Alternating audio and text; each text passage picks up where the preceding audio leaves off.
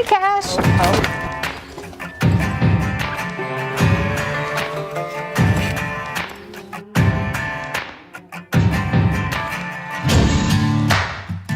Easy, baby.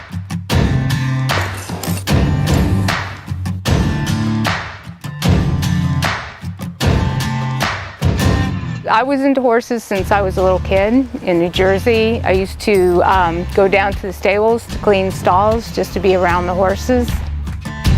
To be able to be one with an animal this large and work as a team, you know, it's definitely a team effort, and then they give so much back.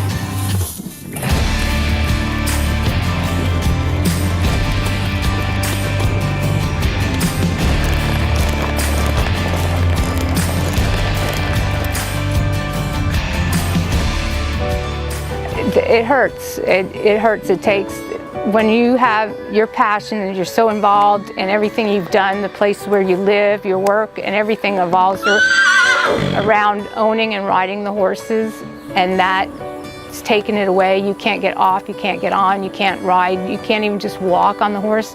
It's just devastating. It'd bring tears to your eyes.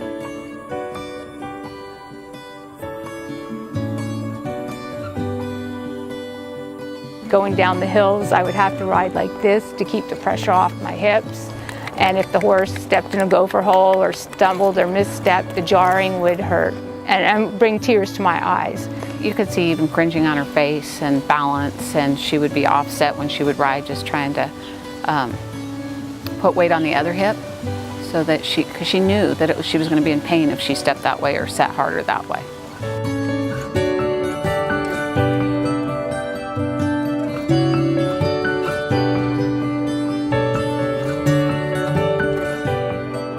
Patients that do ride horses notice problems with their hips at an earlier stage because the necessity to have pretty good range of motion to ride a horse and to get up on a horse. I'm just going to rotate your hip and see if you have any pain associated with this. She's on the young end of the spectrum because the majority of patients that have hip replacements are in their 60s and 70s and early 80s. And then over a course of about 3 months, the bone actually bonds to the prosthesis. A lot of people, either due to playing sports when they're younger, have gone on to develop arthritis, which limits their functional level. And she got to the point where she would have to lead her horse in the arena, which is really, it's kind of frowned upon. But she would lead him up there and then get on last minute because he would sense it. You know, when you're in pain, you're dreading to go do something. And so he got to the point where he was thinking, well, if you don't want to do this, why do I want to do this? Yeah, it got bad. He'd rear up to go in the gate. It got really bad. It was so hard. It was so hard for both because not only am I the trainer, but I'm also her friend. And so it's hard when you see somebody. It was towards the end of the point season, so there was a couple times she had to go run, even though she was in pain, because she needed those points, which sounds crazy. I mean, there's always another barrel race, there's always another saddle, but when you run all year and it's your passion, you don't really want to give it up.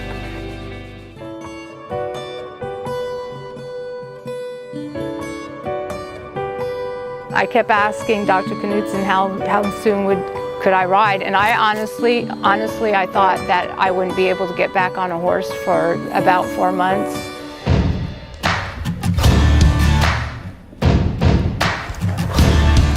And when I could get back on a horse in 6-7 weeks, it was just amazing. And then my first barrel race back was 8 to 10 weeks.